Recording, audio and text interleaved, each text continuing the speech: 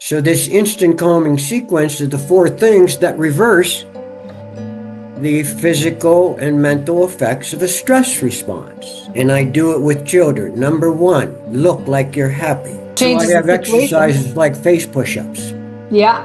that I do with the kids. Goes like this, put one hand down here like this. Now when I say up, bring your hand up, cross face over your head and smile. When I say down, bring it down and frown. Up, down, up, down, up, down, up, down, up, down, up, down, up, down, up. And then the second part is to sound. So it's look, sound. And by sound is singing, humming, howling, or laughing, which helps to relax the tension building up in the chest, throat, and abdominal area. So this is why I do things like chuckle jamming. To get people to release that. Welcome to the Mindfulness in Motion podcast, the show that helps you move beyond the checklist of life and into a world of joy and meaning and discovery. I'm your host, Cori Myka, and I'm excited to have our listeners and watchers here today. Today, we're joined by Scott, who is an educator, author, and creator of, had to ask this one, Funsical. It's like musical, Funsical. Fitness for the body, mind, and mood. Scott has spent more than 3 decades helping people of all ages build healthier bodies, calmer minds, greater emotional resilience through movement, mindfulness, and play. I love the play part. In this episode, we'll explore how simple movements and breathing practices can transform stress and strengthen us and help us respond to life's challenges with greater calm and confidence. I love it. Let's dive in. Tell me about the fun, how you're putting the fun in the mindfulness and the movement. Because, man, we can always use, we kind of talked about a stressful subject at the before we started going. It's my nature. It's just who I am. I mean, my objective in life is to really have fun. I never really had any enemies because I always wanted to play sports and go out and play. And I had a father who taught me to be resilient and, accept the fact that I was going to be very small, not grow up to be very tall. And, but I still wanted to play and have fun. Nice. I do remember the day I told my oldest child that their younger sibling was going to be bigger than them. What do you mean? Well, because they always have been at every age and stage been bigger. Just because you're older and bigger that way doesn't mean you're always going to be bigger. Changed his total outlook. Yeah. My mother said it was her fault, and but she wouldn't trade me in for anything in the world, and I feel the same way about her. I would not want another mother. So. Oh, yeah, that's so great. I'm sure that's what my kids say about me all the time too. No. So if you are helping people, I'd like to dive a little bit more into this fun. You're a fun person. How do you help other people have fun? Because I think this is something that, as much as one, like, I think people like the idea of having fun, but we also sort of resist having fun. And the reason why I think we resist, where I get evidence of that, is how much time we spend not having fun, working really hard, really focused, doing all the things, ticking all the boxes. How do you help people be invited into having fun? And how does that happen for you? well, essentially, I did it by being me and was not willing to compromise. And I had 2 parents, well, especially my mother. I was always good enough, you know? And the reality is, yeah, I can get better. But when somebody tells you you're always good enough, it's easier to have fun and look at life that way. I believe I've created a program that is capable of creating wealth, but that's not the driving point for me. I make enough to survive, and I consistently produce and develop new program and content. That's what thrills me. I have fun at that. But I still have to ski. I still have to go out and play. I still have to run and jump and throw things and catch things, because that's what makes me comfortable being me. Mm. So a lot of marketing and things that I'm doing now are very difficult for me, and I can't do them for long periods of time. I would be classified as dyslexic, ADHD, but to put this into context, I was in kindergarten in 1960. So we didn't have labels on people. Mm-hmm. And if they did, I didn't know about it. And I was lucky because, everybody's got shortcomings. We all live with those. But it's, And yet you're good enough, as your mom said. yeah, yeah. And I feel that way about my friends. I have never lost a friend. I just don't want to get involved with conflicts. And my father taught me that at a young age. You're going to be 5'5" and 120 pounds all your life, probably. And so you don't need to cause conflict. Mm. And so I learned naturally to allow things to come in one ear and right back out the same ear. Not really absorb that or hold on to it for very long. But I was also very active, and that naturally releases the stress in the body, which naturally releases the stress in the mind. Mm. So you stay pretty much naturally, I wouldn't say calm, I would say active enough to pursue things and not be bogged down with my mind thinking, oh, I should be doing this, I should be doing that, I should be focusing on making money and pushing the program. Mm-hmm. You initially introduced me as for doing this for 2 decades, but it's been 4. At 30 years old, I decided my body had enough of not moving more mindfully. So I had a physical therapist introduce me to a lot of the original somatic creators. In high school, I played an elf called Talks, which is my name backwards. And I Mm. sang Christmas carols with my friend who played Santa Claus. And I would tell the story of the cripe before Nismus when all who the thralls, not a teacher was curring, not even an else. Or I'd sing heck the dells with halls of bally, la fa fa fa fa fa fa fa fa. Kind of a worthless talent. But you get bored But with fun. that. And so I went to start saying words backwards. Like my name is Talks Railbill. Your first name is Erock. And I sort of developed this synapse that allowed me to look at a word and say it backwards and then be able to do it in my mind. So I compete with people on Facebook on how quickly we can say a word backwards. Mm.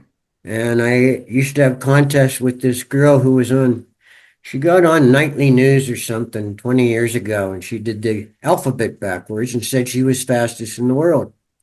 So I got a hold of her and we raced, and we pretty much tied every time doing the Wow. alphabet backwards. So that's kind of the fun mind that I told you about that I have.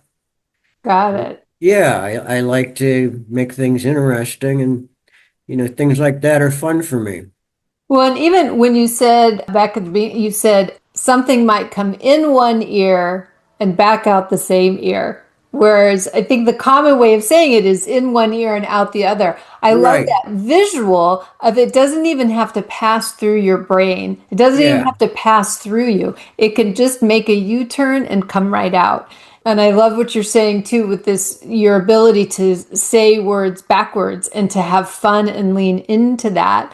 How much of mindfulness in motion is about turning things on their head, that looking for the unexpected, to not say the checklist is the way that it has to be. What would this be like going backwards or different or upside down or inside out? To play with it and see what we get out of it there. Yeah, I like to say things people never say, like nobody ever calls you an incomplete genius, or nobody ever moves on to smaller or worse things, which in Okay. essence can happen. So I have lists and I do things like that, and keep myself entertained with the classic form of dyslexia. I don't know my left from my right Mm. unless I'm pretending to hold a pencil, because I grew up basically favoring my left hand. Mm-hmm. Sometimes my father would tie my left hand to the chair at the dinner table make me eat with my right hand, which today might be brutal. But to me, it was fun because I was learning how to use both hands. Now I'm ambidextrous. He did the same thing with baseball gloves. He made me use a right-handed glove so I could learn to throw right-handed as well as left-handed. The only thing I can't do with both hands is right-left-handed. And This sounds really, all very this is familiar. training. As It a is, I think all humans were maybe meant to be more ambidextrous. Well, I think that's certainly the case for left-handed people. They will say that. I'm a lefty as well. I tend towards left, but I think, yes, left-handed people have learned to adapt in a right-handed world, and so we are more adaptable in that way. And actually, this is an amazing thing with any change of any body. I remember I had a swim student come in once, and she had one arm. And she didn't tell me this ahead of time. We didn't describe it as a disability, right? Like she has one arm, so her and I made up together. I'm used to teaching people with two hands to go across the pool. And so, yeah, we got to make it up. And I knew she would be able to figure it out because she lives in the world where she's constantly playing and adapting. Two-handed world that she's been playing and adapting. Her mind has such, I don't want to use the word adaptability, but flexibility that when things are always easy and made for us, we don't necessarily have. Yeah. Our body's so totally capable of creating adaptability through repetition. But the conscious mind can help that. And those daily thoughts either inhibit or indulge it and allow it to happen. Coordination, I work primarily with preschool and special needs children. That's what I originally created Funsical for because I knew intuitively that if you practiced a series of progressive sequences of movement, developmental movement processes, the chemistry in the body would eventually adapt to that and create that coordination. People can't throw and catch because they never practiced throwing and catching. My father had me in the backyard doing that all the time. Otherwise, I would be unmanageable. Yeah, absolutely. When you're talking young children, so you brought up two interesting pieces here, is the mind is what can really stop us from that adaptability. And when you're working with young children, as you indicated, their brain development is in a place where they have less of that executive function. They have less of that mind part that gets in the way than, say, adults. We have a lot of that mind part that can get in the way.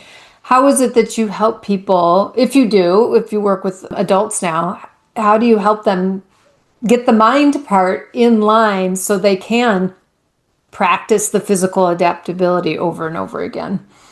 Well, with children, and if they're experiencing trauma, if they're being put down, if they have parents, hate to say this, shouldn't have reproduced, but I mean, these children come in and they're jammed up. So at a young age, you see a very small part of their conscious mind active because they're reactive. They're very reactive. They respond to everything and they're very hyper in a sense. So what I want to do, when you release the tension being held physically in basically three different ways, when you release that, it helps to actually relax the plasticity of the brain itself so that more energy can start flowing upwards and towards the frontal cortex. I studied a program called Brain Gym, and they had these, what different brain buttons they called them. You could touch your forehead, and that would physically, it's kind of like acupressure, give attention to that area and allow that energy to begin to rise into the brain where imagination exists. And that's part of my program. I take the children, I create what's called adventure aerobics. I write stories about the jungle, the ocean. We take adventures there, but meanwhile, I'm putting them through developmental motor processing, motor planning, as therapists would call it. And I develop characters, and I talk like the different characters, like Alpine, the mountain man. So this is drawing their listeningship. Mm. I don't like putting things on a lot of videos because I'd rather have them be attracted to the music, hear the music. I was fortunate enough to start working with a musician who was just a genius piano guy, and he had what's called samplers where he could play on the keyboards any type of instrument. So we Oh. had this orchestrated music, that kind of created the mood behind the movement and the scene that was happening in the story. Mm-hmm. We're running from a rhinoceros, and you hear this, and then he also added all these sound effects. So all of these are affecting the listening ability of children. Mm. And working with preschool children, one of the worst things you can do is talk too much. You hear teachers saying, use your words. Well, they don't have that many words. Right. Teach them, let them hear. And this came from the Tomatis program that I studied. He worked with dyslexic children on listenership because he felt that dyslexia was a listening problem, and it very much is. Mm. When I go into a room, I still can hear every conversation going on around me at the same time. But when I took the listening program by Tomatis, it would you listen to classical music that was filtered through headphones, and when you listen to it, you would hear the sound, the fidelity of that sound in a different part of your brain. So after you were done, it was like you got this whole brain working. Which Mm-hmm. was kind of the listening approach that Paul Dennison took with Brain Gym. All these things you did physically, kinesthetically, to relax the brain, and they were all followers of Joseph Chilton Pearce, who wrote about this. He was the brain researcher's researcher. Very hard to read and understand for a dyslexic person because of the words he used. But I did understand it Mm-hmm. because, and that was his whole premise, is that how do you get this whole brain effective and working? You can't do it with negative thoughts, especially when you say you can't do it, Right. or you hear you can't do it. You're such and such a way. And so all that is just, physiologically, it shrinks the brain. And Mm-hmm. that goes into the body. The body kind of protects itself through a stress response, fight or flight syndrome. And all of a sudden, everything's in the body now. Your breath is short. Your face is frown. Your posture changes. And then your thoughts are like, oh God, you're thinking of the problem as opposed to getting away from the solution. As long as that body is bringing that energy down to apply it towards fight or flight, then you think he's not going to be able to really get up there. And that's the Well, beauty of somatics. The like what you're doing. It should be part of basic psychology, but they train you to go into the brain. right. And it's true. You will not. Esther Satterfield, I studied as far as writing my book, The Chill Pill Prescription. And she claims, and I agree, that you will not go through a stress response if the brain doesn't consciously see it as a threat, as a stress. But as soon as the brain says, oh God, is somebody tailgating me? What I do, and then they pass you up and they become a one-fingered alien, and you're just like, you get butterflies in your belly, all this stuff. You're Mm-hmm. going through this stress response, hoping that they don't follow you and do something stupid because maybe you were going too slow or whatever. The reactions of people around you that create how you're going to think and feel about that. Well, I have an activity called chuckle jamming that releases that right away. Tell us about chuckle jamming. Chuckle jamming is laughing out a song. Here, try it. Put your hands on your belly. Breathe in, and as you exhale, repeat after me. Ha! Ha. He! He. Ha ha ha ha! Ha ha ha ha. He! He. And that's basically a breathing technique. Notice how relaxed you're feeling in your thoracic cavity and abdominal cavity after you do that. Singing, humming, howling, and laughing helps to release that pressure that builds up in there. Sure. So I love the mixture that you're bringing. I have this imagery of like thoughts coming in and back out, and meeting that with some sort of physical movement. You know, you described as a young child the physical movements of running and jumping and throwing balls around, or leading into these later very intentional things of putting a hand on a belly. And I like that it wasn't, you didn't tell me to laugh. You told me to make sounds, Yeah. musical sounds that did actually produce organic laughter at the end of it. I had a little giggle at the end. So bypass that thinking part of, he's not going to make me laugh. And I did. Yes, but you You can't did. do Yes. that and not laugh. I mean, You're I do that right. with children all the time. And that's one of the things I do to help start releasing that trauma being held consciously in the mind. Mm-hmm. Basically, I give them four what I call priceless gifts. And they basically come from a martial arts calming technique called the instant calming sequence, which is smile, breathe, balance, and believe. You get a stress response. You have four effects from a stress response. The brain perceives the fear. It goes down. What's the first thing you do? You frown. Mm-hmm. Then you get butterflies in your belly and you feel your breath becoming short, butterflies in your belly, and then your posture changes. You know, have you ever had a stressful day and at the end of the day your back hurts or your shoulders hurt and you really didn't do anything to make them hurt? But that's where the stress lies. Mm. That's the involuntary movement that occurs with a stressful thought. You have the flight syndrome, which is when the front of the body tightens up because of fear.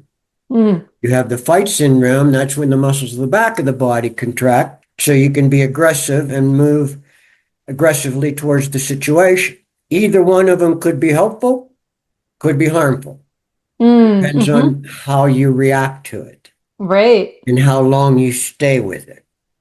So this instant calming sequence is the four things that reverse the physical and mental effects of a stress response. I call them the four priceless gifts, and I do it with children. Number one, look like you're happy. So give me a frown. You ever notice you get stressed out, you frown, you want to figure it out? Mm-hmm. Or if somebody's attacking you like a one-fingered alien in a car beside you, you're probably not going to smile at them, although you should. So I Changes the have situation. exercises like face push-ups Yeah. that I do with the kids. Goes like this, put one hand down here like this. Now, when I say up, bring your hand up, crush face over your head and smile. When I say down, bring it down and frown. Up, down, up, down, up, down, up, down, up, down, up, down, up, down, up. See, when you frown, you actually contract about 60 some muscles in your face. That automatically slows down the circulation of blood and energy going into your brain. That's the first sign that you're starting a stress response is this. Mm. So if you do something like face dancing, and this is great if you're being accosted by a road rageaholic, is move your eyebrows up and down. Now scrunch your nose up and down. Now the corners of your mouth. Now your eyebrows, nose, and mouth all around. So now, instead of absorbing it, you're sending it back up. You're releasing the constriction of blood and energy. And then the second part is to sound. So it's look, sound. And by sound is singing, humming, howling, or laughing, which helps to relax the tension building up in the chest, throat, and abdominal areas. So you do something like belly waving, which is actually a respiratory therapy technique. You could put one hand on your chest and one on your belly. Breathe into your belly, hold the air, and now move that air back and forth from your belly to your chest. So this automatically releases the tension once again and sends the energy back upwards to complete circulation. And that's what you're trying to create physiologically. Increase that circulation. So this is why I do things like chuckle jamming. To get people to release that. And there's so many different ways to do it. There's so many different breathing techniques. But really all you have to do is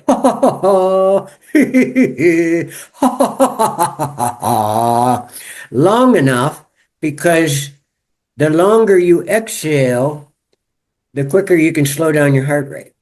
Yeah. Yeah. And if you're driving beside somebody and they see you doing face dancing and chuckle jamming at the same time, they're probably going to stay away from you. Or, Move on by. smiles can be contagious. Yes. When I smile at a kid who's having a hard time, I'll notice that when they're frowning, when they break into that smile, all of a sudden, it's releasing. So I call those gymnastics. I call these vocal aerobics. And then the third one is balancing your posture. Your muscles tighten up involuntarily, as I said earlier, through a flight or fight syndrome. Muscles in the front of the body for flight, muscles in the back for fight. So if you take time to move every part of your body, you're going to release the contractions that are being held involuntarily by your thoughts through voluntary movement.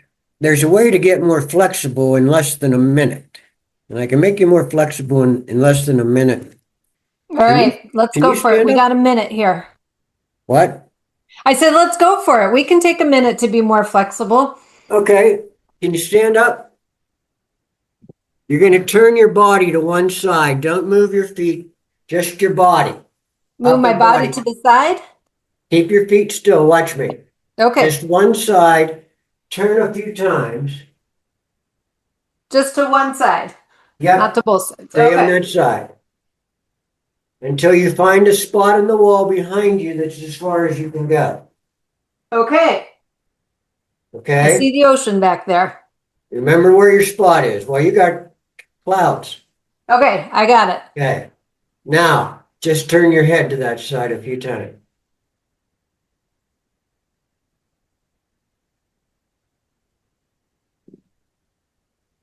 Okay, now your eyes. And for those people who are just listening, go ahead and do this with us in the quiet times. Yeah. You can actually do it sitting too, but it's more effective standing. So we did our body, we did our head, now we did our eyes. Okay. Okay, now your shoulders. Shoulders, but not our head. Not your head. Okay. We're isolating the movement, and that's important. Yeah. I do this in the pool with people. They think when they swim that they have to rotate their whole body, that they have to take their head with their shoulders. We have to play with. These all articulate separately. This is the key to training children, is that you're first of all teaching them how to isolate and move every part of their body one by one. Now move your hips to that side. Okay. Shoulders and head are in the same place. My hips are moving. A little bit of my knees. I don't think I can do my hips without my knees. Okay, now we're going to go back to the original movement and see if you can turn past your spot. Oh yeah, I could see all the way to the next line over. I've got lines here. I was halfway through the first line and I went to the next line that you can't see off the screen there. Very nice. Yeah, and that's the key to, like I said, training children is isolate movements and then progressively increase them. So basic. Did we get all four? Pardon? Did we get all four? You said you had 4 parts here. Did we get all 4? Yeah, I got one more. You got one more. Okay, what's the last one? All right. So we got look, sound, move. And then the most important, as I said, one of my mentors said, if you don't perceive it as being stressful, it won't go into your body. But if you're going through a stress response, you're reversing it and then going back up to the head. Okay. So the head is the thought. Where are you going to go consciously with this? Well, Mm-hmm. the road rageaholic passed me up. Everybody else looks kind and considerate. Let's move on. And everything starts to release. When I work with children, I have three power phrases. Every time I would apply discipline for a child, and I would only do it if they were not nice or safe. If they said something or did something to somebody else, then that requires restructuring their behavior. So, anyway, there are three power phrases. And for adults too, if you start thinking these three power phrases, it's going to help begin the train of thought that you want to solve the problem with. Number one is you are good. You tell the Mm-hmm. child you are good. And when you say that, once they calm down, if they're really crying or something, you got to wait that through, Sure. you know, Get because through our that's first a emotional severe response. stress response and that Yep. doesn't have to last that long. But you want to get it restructured as soon as possible. So, number one, you are good. Mm-hmm. And that separates them from their action. I don't like what you did, but you're a good person. Number two, I like you. Mm. I like you. Maybe they don't hear that enough at home. But Sure. a powerful preschool teacher is going to use that a lot. They're going to hog, but they still got to get into their heads. You're a good person. I like you. And number three, most important, I don't know, they're all important, but do your best. Mm. I can't. Do your best. I work with an autistic child since he was 12 years old. He wouldn't walk in the grass. He looked at a football. He says, I'm never touching that. He was so sensorially unintegrated that my common response was, oh, but you will. He said, I can't. I said, you just have to do your best. Mm. So he's 24 now. He runs in the grass, catches football, plays tennis, plays basketball, swims 100 laps in a gym, and sometimes we're beside a guy who's swimming as much as that with one arm. Mm. Mm-hmm. You know, Doing their best. yeah. So one day I go in there with a real hurt knee. I said, Jimmy, I can't demonstrate the stuff. I'm on crutches, and he just looks at me and says, just do your best. Do your Hmm. best. So all of a sudden that mindset takes over. And I can't remember the last time he's threw a temper tantrum. I Very work with nice. him 90 minutes a day, 2 days a week, just basically doing a program I call Skochiga, which is all the movement art techniques that I've learned throughout this 40 years of reconstructing my life and trying to get Funsical fitness out there All right. and I love it. available. Well, Scott, thank you so much. This was so fun, actually. I loved, oftentimes on these podcasts, we are very talky. So I appreciate that you brought the physical to us, brought these 4 steps that we could get ourselves moving and stretching and really demonstrating this balance, this interplay between the mental and the physical, that they really do like keep having to go hand in hand. We don't overdo any one of the areas. And I also really loved that you brought for us very simple, small things we can do anytime, anywhere. Because so often we will hear, well, be consistent and do all the things and lift heavy weights. But it's the small things to get that blood flowing and to get us in a new stage so we can go bigger and do whatever it is that we want to do. So you can throw the football eventually, but just do our best on the way. Have not a million of them, but probably about 346 other exercises that I have in a curriculum called Funsical, Funsical. And the website is just funsical.com. And if anybody's listening and wants to know more, I've got a lot of free information. I've got videos, audios that I would love to get out there, send them to you, and give your listeners a taste of what this is all about.